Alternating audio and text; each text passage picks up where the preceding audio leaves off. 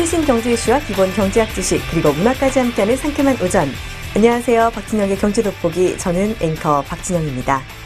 지금 인천에서 아시안게임이 한창 열리고 있습니다. 이 양궁과 야구 등 여러 종목에서 금메달이 또 나오고 있는데요.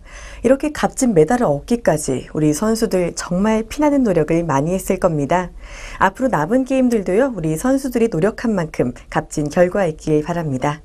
벌써 10월입니다. 어느덧 10월의 첫날이 되었는데요. 박진영의 경제 돋보기 오늘도 힘차게 시작합니다.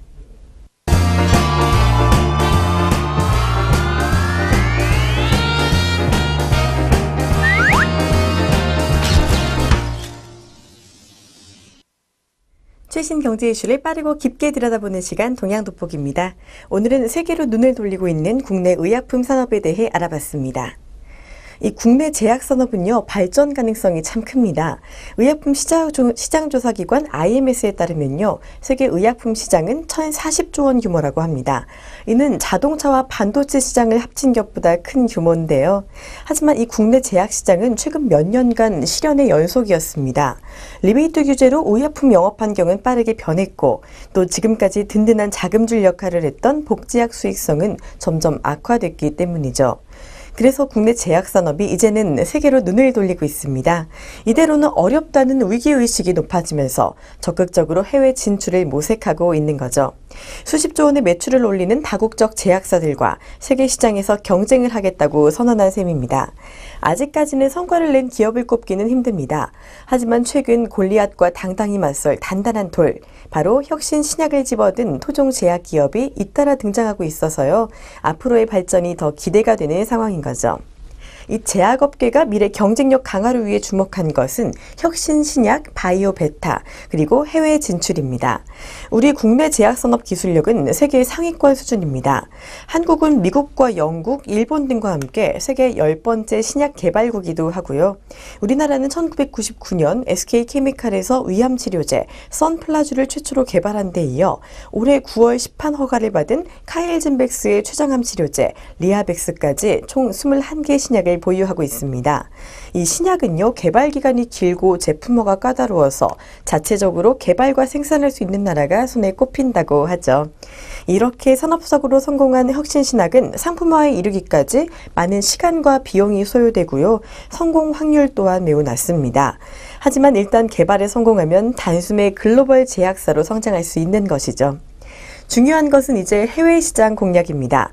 국내 시장만으로는 글로벌 기업으로 성장하는 것에 한계가 있죠. 정책 규제가 강화되면서 이 국내 의약품 시장 규모는 2011년부터 정체 양상을 보이고 있습니다. 최근에는 인구 고령화와 망선 질환의 증가로 중국과 브라질, 인도, 러시아 등 신흥 제약 시장, 이른바 파머징 마켓이 주목을 받고 있습니다. 2000년대 중반까지만 해도요, 이 글로벌 제약 시장은 미국과 유럽이 독주했죠. 이들 파머징 시장이 차지하는 비중은 불과 14%였습니다. 이들 지역은 경제 성장률이 높고 소득 수준이 향상되면서 이전보다 의료 인프라가 갖춰지기 시작했습니다.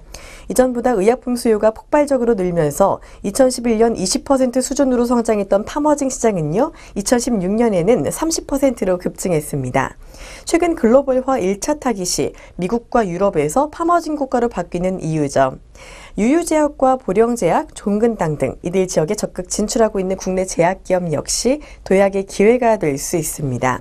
국내 제약기업의 R&D 능력이 향상되면서요, 이 경쟁력 있는 의약품을 중심으로 수출 증가 속도는 더욱 빨라질 것이라고 전망된다고 합니다. 미국과 유럽 등 제약 선진국의 자체 개발한 신약을 들고 직접 진출하는 경우도 있습니다. 먼저 동아 ST는요, 슈퍼박테리아 항생제 신약 시백스트로를 미국 시장에 진출시키는 데 성공했습니다. 국내 제약사가 개발한 신약으로 미국 식품의약국의 시판 승인을 받는 것은 극히 드문 일인데요. 2003년 LG생명과학이 2003년 항생제 팩티브로 승인을 받은 이후 두 번째 성과입니다. 이 슈퍼박테리아 항생제는요, 기존 항생제 내성이 생겨서 쉽게 죽지 않는 강력한 바이러스로 인한 감염증을 치료합니다. 기존 제품보다 치료 효과가 짧고 뛰어나죠. 현재는 동아에스티는 유럽과 캐나다 등에서도 시판 허가를 진행 중이라고 합니다.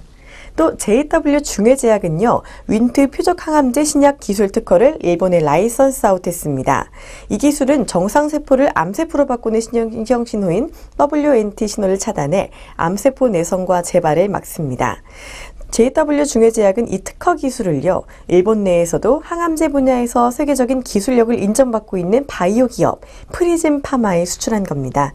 지금까지 국내 제약사가 임상 단계에 있는 신약 후보 물질을 수출한 적은 있지만 원천 특허 기술을 라이선스 아웃한 사례는 JW 중해제약이 처음입니다. 유한양행은요, 이 수준 높은 원료 의약품 생산 개발 인프라로 해외 공략에 나섭니다.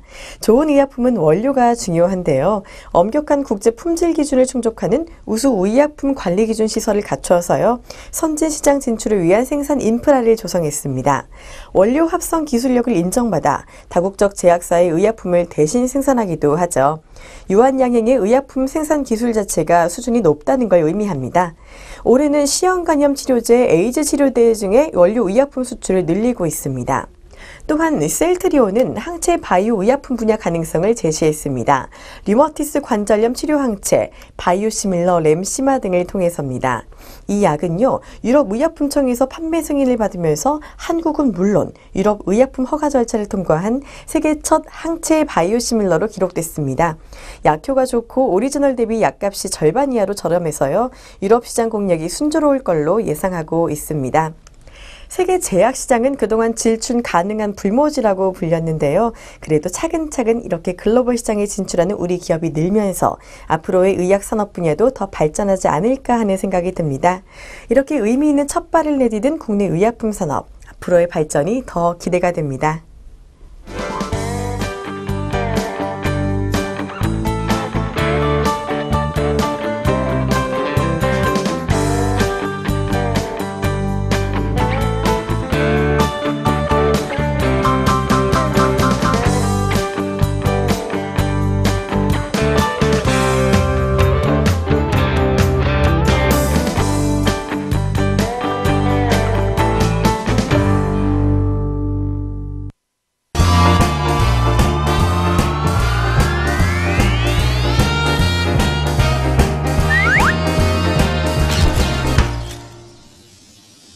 아리송한 단어 확실하게 잡아가는 시간 용어 돋보기입니다. 오늘은 죄수의 딜레마에 대해 알아봤습니다. 어제 이 게임 이론에 대해 설명해 드렸는데요. 게임 이론이란 한 사람의 행위가 다른 사람의 행위에 미치는 상호 의존적 그리고 전략적 상황에서 의사결정이 어떻게 이루어지는가를 연구하는 이론입니다. 2차 세계대전이 끝난 후 미국 국방성은요, 미합 중국의 공적 전투와 안보를 위한 과학적 연구를 수행하기 위해 만들어진 법인 랜드가 있는데요. 바로 이 랜드가 게임 이론의 산실입니다. 랜드의 고문인 터커 교수는 게임 이론의 생소한 심리학자들의 이해를 돕기 위해 죄수의 딜레마라는 사례를 만들었습니다. 이 죄수의 딜레마 알기 쉽게 사례를 들어드리겠습니다. 두 명의 혐의자 A와 B가 폭행 현장에서 경찰에 체포되었습니다. 경찰은 이들이 저지른 폭행에 대해서는 확실한 증거를 확보하고 있으므로 이들에게 1년의 징역형에 처할 수 있는데요. 그러나 경찰은 이들이 폭행 과정에서 조직폭력배를 동원하고 흉기를 사용한 범죄에 대해서는 혐의를 두고 있지만 이를 입증할 수 있는 증거를 확보하지는 못했습니다. 이런 혐의를 자백받기 위해 경찰은 이들 두 명의 혐의자들을 서로 분리해 각각 다른 방에서 신문하기로 했죠. 혐의자들은 서로 분리되어 있으므로 의견을 나누거나 서로의 진술을 맞출 수 없습니다. 경찰은 혐의자들에게 이 자백을 종용하며 다음과 같은 유인책을 제시합니다. 만약 한 사람이 조직폭력배 동원 및 흉기 사용 등의 혐의에 대해서 자백하고 다른 한 사람이 부인을 한다면 자백한 사람은 폭행에 대해서도 불기소하고 즉시 석방하는 반면에요, 혐의를 부인한 사람에게는 9년형이 부과되는 겁니다. 만약 두 사람 모두 자백하면 두 사람은 각각 5년형입니다. 물론 두 혐의자 모두가 조직폭력배의 동원과 흉기 사용을 부인하면 이들은 각각 1년형에 처해지죠. 이런 상황에서 각 혐의자들이 취할 수 있는 선택은 무엇일까요? 여기서 게임 상황이 발생하는 겁니다. 이 위의 상황을요, 이 게임 이론으로 정리한다면 다음과 같습니다. 게임의 경기자는 두 명의 혐의자 A와 B입니다. 그리고 취할 수 있는 경기자들의 전략은 혐의를 부인, 즉 상호 협조하거나 자백, 즉 상호 배신하는 거죠. 이에 대한 행렬은 이렇게 괄호를 갖다가 쓸 수 있는데요. 이 A가 받는 징역형, 그리고 뒤에 숫자가 뒤에 받는 징역형이라 볼 수 있는데 각 보수를 마이너스로 표시를 할 수 있습니다. 이것은 어찌됐든 손실이기 때문이죠. 예를 들어 범인 A가 자백하고 B는 부인하면 A는 석방되고 B는 9년형을 받습니다. 이런 상황에서 각 혐의자들은 고민을 하게 되겠죠. 각 혐의자들에게 가장 유리한 선택은 무엇일까요? 혐의자 A의 입장에서 생각을 보면요. 만약 혐의자 B가 혐의를 부인하는 경우 A가 부인하면 1년형이고 자백하면 석방됩니다. 즉 B가 부인하는 경우 A에게 유리한 전략은 자백이 되는 거죠. 이제 반대의 경우를 생각해 보면요. 혐의자 B가 혐의를 자백하는 경우 A는 부인하면 9년형이고 자백하면 5년형입니다.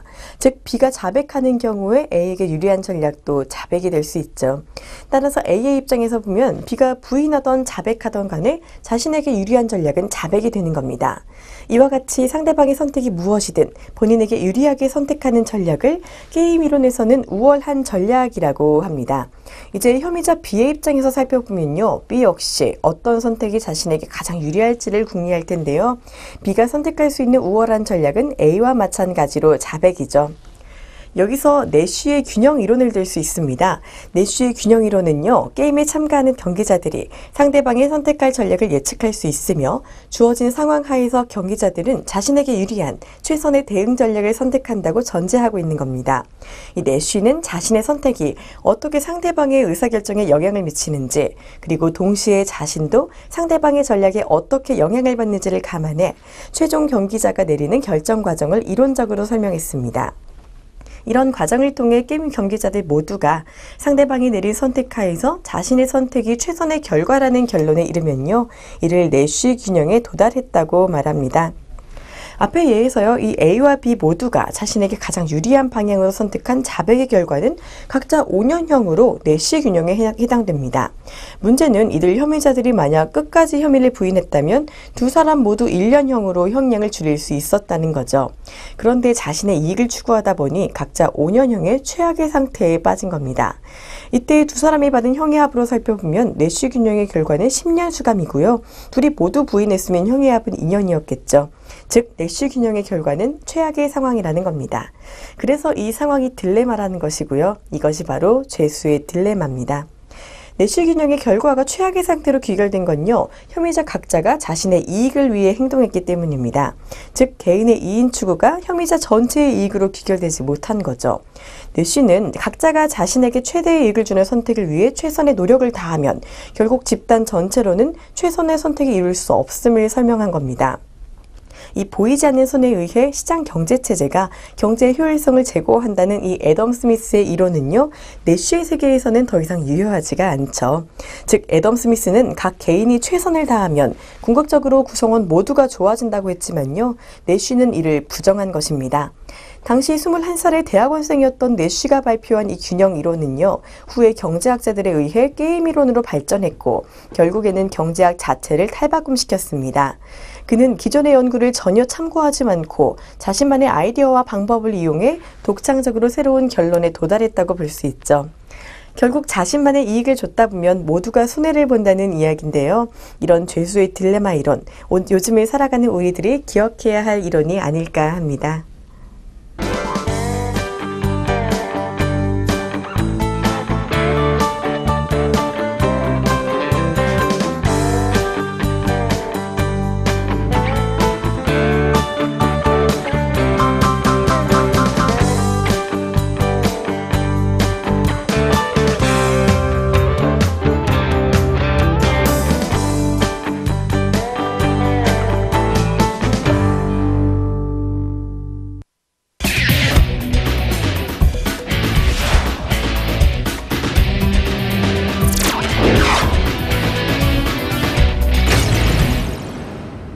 경제의 문화적 재미를 더하다 컬처 앤 이코노미입니다. 오늘은 주목할 만한 애플리케이션 소개해드리겠습니다. 오늘 소개해드린 앱은요, 이 소비자와 온라인 사업자가 함께 윈윈할 수 있는 애플리케이션 주머니입니다. 모바일 시대가 도래하고 이 모바일 쇼핑 결제 비중이 늘어나고는 있지만요, 아직 이 발전의 다양성은 걸음마 단계입니다. 현재 모바일 쇼핑 업계를 살펴보면 기존의 대형 쇼핑몰이 앱으로 나온 정도죠. 실질적으로 모바일 쇼핑에서 강조할 수 있는 판매 방식이나 편의성, 차별성은 아직 발굴 단계입니다. 그 와중에 아직 많은 업체들이 모바일 쇼핑과 관련해 다양한 시도를 꾀하고 있는데요. 그 중에 하나가 오픈앱 커머스를 포방하는 주머니입니다. 이 주머니는요, 사업자가 판매하고자 하는 상품을 모바일로 등록과 관리, 할인 쿠폰 발행까지 할 수 있도록 한 서비스입니다. 사업자가 소비자의 아이디를 추천란에 넣으면 사업자 매출의 1%를 지급하는 리워드를 도입하기도 하고요. 사업자와 소비자가 함께 만들어 나가는 모바일 쇼핑 플랫폼을 지향하는 것도 특징입니다. 주머니를 개발하는 서비스, 그 주머니는요, 이 서울 성북구 1인 창조기업 비즈니스 센터의 지원을 받는 스타트업 업체입니다. 주머니는요, 스마트폰 하나로 사업자가 손쉽게 상품을 등록하고 판매할 수 있게 했습니다. 사업자 회원으로 로그인을 하기만 하면요, 마치 SNS에 사진을 올리고 글을 쓰는 것만큼 간편하게 사용할 수 있다고 하는데요. 사업자가 원하는 대로 판매 기간과 할인율 등을 정할 수도 있다고 합니다. 이 주머니 앱에서 사업자 회원으로 로그인을 하고 왼쪽 카테고리에서 등록 메뉴를 누르면 판매하고 싶은 상품을 등록할 수 있는데요. 이 판매하고 싶은 상품의 사진을 최대 6장까지 등록할 수 있다고 합니다. 기존의 복잡한 상품 등록 과정과는 달리 이 주머니를 이용하는 방법은 쉽고 단순합니다. 마치 카카오 스토리에 SNS 사진을 올리는 것과 비슷한 건데요. 스마트폰에 저장된 사진을 찍어 올리거나 스마트폰으로 사진을 찍어서 즉시 올릴 수도 있다고 합니다. 또한 상품 이미지에 문구를 입력하는 것도 가능하다고 하죠. 이렇게 방법이 간단하다는 건 상품 등록 시 불필요한 과정이나 비용도 줄어든다는 걸 뜻합니다. 간편하게 상품을 등록하고 판매할 수 있으니 상품 등록이나 인건비에 대한 부담도 한결 줄어들 수 있습니다. 상품 카테고리 및 판매할 지역, 이 상품명과 판매가, 판매 수량, 판매 기간 등을 정할 수도 있습니다. 사업자가 자신의 상황에 맞게 소셜 커머스를 진행할 수도 있는 거죠. 이 미리 보기 기능도 지원돼서요, 등록된 내용을 한눈에 파악할 수 있다고 합니다. 다만 판매 중지 및 내용 수정은 현재 웹페이지에서 가능하다고 하는데요. 향후 모바일에서도 추가할 예정이라고 합니다. 상품 등록뿐 아니라 할인 쿠폰도 등록 발행할 수 있습니다. 메인 화면 오른쪽 상단에 있는 퍼센트 아이콘을 누르면요, 화면이 전환되고 쿠폰 화면이 나타납니다. 주머니는 소규모 사업자들이 상품 판매 경로를 넓히는데 도움이 될 것으로 예상됩니다. 수익은 결제 수수료를 포함한 10%를 주머니가, 나머지는 사업자에게 돌아가는 구조로 비교적 합리적인데요. 그렇다면 사용자 입장에서 이 주머니는 어떤 매력이 있을까요? 우선 할인 판매를 한다는 겁니다. 전반적으로 액세서리 및 간단한 디지털 상품이 많기도 하지만 할인 판매 상품이 많다는 게 장점입니다. 일정 기간 판매하는 동안 가격을 낮춘 소셜 커머스와 구조가 유사하기 때문이죠. UI 역시 여느 쇼핑몰처럼 깔끔한데요. 원하는 상품을 선택하면 스크롤을 넘겨 상세 설명을 볼 수 있다고 합니다. 결제 방식은 모바일 소액 결제 또는 신용카드로 기존 모바일 커머스와 같고요. 카테고리별 상품과 배송 가능한 지역의 상품을 검색할 수도 있다고 합니다. 더 눈여겨볼 것은요, 리워드 제도입니다. 소비자가 자주 가는 카페나 음식점, 가게를 운영하는 지인들에게 이 주머니를 소개하는 겁니다. 사업자가 주머니에 사업자 회원으로 가입하고 소비자의 아이디를 추천 아이디로 넣으면요, 소비자는 해당 사업자 매출의 1%를 얻을 수 있습니다. 이는 주머니를 이용하는 사람 모두가 생산에 참여하는 소비자, 프로슈머가 될 수 있는 구조로요, 영업사원이 따로 필요 없게 되는 거죠. 사업자는 판매 경로의 확대를 통해 매출 상승을, 소비자는 매출 발생에 따른 이득을 꾀할 수 있습니다. 즉, 주머니는 사업자와 소비자가 함께 수익을 공유하고 모바일 쇼핑 생태계를 키워나가는 점에서 의의가 있는 앱인 거죠. 아직은 현재 주머니에 입점된 상품이 많지는 않습니다. PB 상품 카테고리도 비어있고 판매 상품이 아직은 얼마 되지 않는데요. 아무래도 현재 첫 걸음을 내딛는 서비스이기 때문이죠. 돌이켜보면 최근 인기를 끌고 있는 이 배달 앱들도 제휴 매장을 점차 늘려가는 방식으로 시작했듯이요. 이 주머니가 소비자들과 소상공인이 함께 숨쉬는 모바일 쇼핑 생태계로 거듭나기를 바랍니다.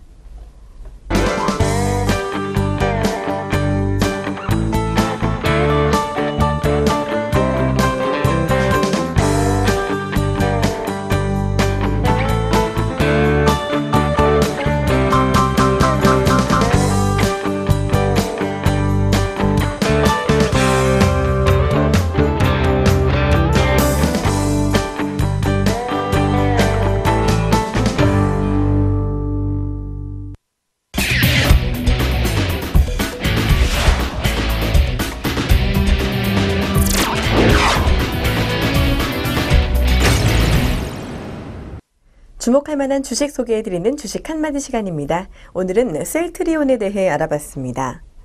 이 세계 첫 항체 바이오시밀러로 기록을 남긴 셀트리온입니다. 코드 번호는 068270입니다. 이 셀트리온이 생산한 제품은요, 셀트리온 헬스케어에 납품이 되고 셀트리온 헬스케어는 해외 현지 파트너사에 공급하는 구조입니다. 따라서 셀트리온 헬스케어가 보유 중인 재고에 대한 부담이 존재하는데요. 결국 이 램시마의 상업적 성공 여부는 셀트리온 헬스케어의 재고 이슈 해소 및 셀트리온의 지속 성장에 상당히 중요할 것으로 판단됩니다. 또한 2015년에는요, 선진국 시장에서 본격적으로 판매가 시작될 전망이라고 하는데요. 우선 올해 4분기에 일본에서 약가 등재가 예상되고 빠르면 연내 출시가 가능할 것으로 보인다고 합니다. 이로써 2015년에는 본격적인 판매가 가능할 전망이라고도 하죠. 한편 2015년 1분기에는요, 영국과 독일, 프랑스 등 서유럽에서의 레미케이드의 특허가 만료되어서 램시마를 본격적으로 판매 가능할 것으로 예상된다고 합니다. 게다가 2014년 3분기에 미국에 허가를 신청한 만큼 2015년에는 미국 허가 여부가 구체화될 전망이죠. 따라서 2015년에는요, 주요 선진국 시장에서 이 셀트리온의 램시마 판매가 본격화될 것으로 기대해봐도 좋겠습니다. 지금까지 셀트리온이었습니다.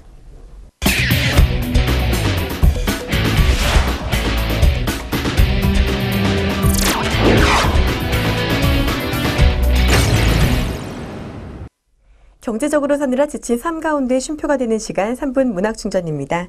오늘은 10월을 맞아 또 다른 가을 시 준비했습니다. 요즘 이 스며드는 것으로 핫한 시인이죠. 오늘은 안도현 시인의 시를 소개해 드릴 텐데요. 안도현 시인 역시 가을에 대한 시를 썼습니다. 이전에 소개해 드린 고은 시인의 시와 제목이 같은데요. 느낌은 사뭇 다르다고 할 수 있겠네요. 안도현 시인의 가을 편지입니다. 먼저 시 전문을 낭독해 드리도록 하겠습니다.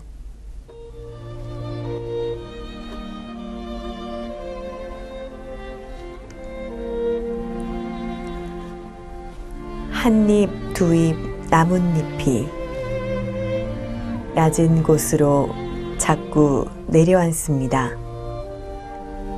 세상에 나누어 줄 것이 많다는 듯이 나도 그대에게 무엇을 좀 나누어 주고 싶습니다. 내가 가진 게 너무 없다 할지라도 그대여 가을 저녁 한때 낙엽이 지거든 물어보십시오. 사랑은 왜 낮은 곳에 있는지를. 이 시는요, 이 재작년 가을 낙엽이 지거든 물어보십시오. 사랑은 왜 낮은 곳에 있는지를, 이 문구가요, 광화문 교보문고 현판에 걸려 더 유명해진 시입니다. 안도현 시인은요, 평소에도 이 소외된 이들, 힘든 사람들을 위한 시를 많이 써왔는데요.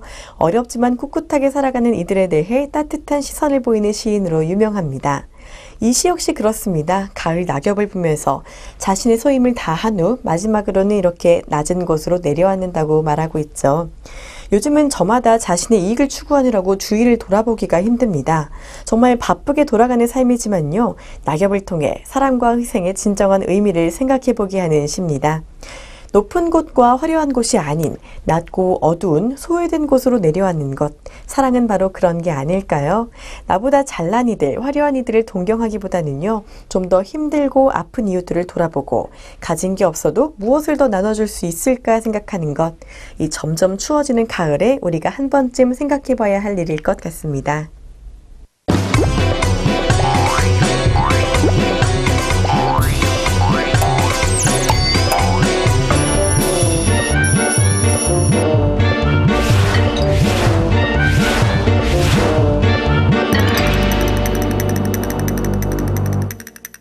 어느덧 10월입니다. 올해의 마지막 분기이기도 하죠. 그 마지막 분기의 첫 시작, 힘차게 시작하시길 바랍니다. 저는 내일 다시 뵙겠습니다. 여러분 고맙습니다.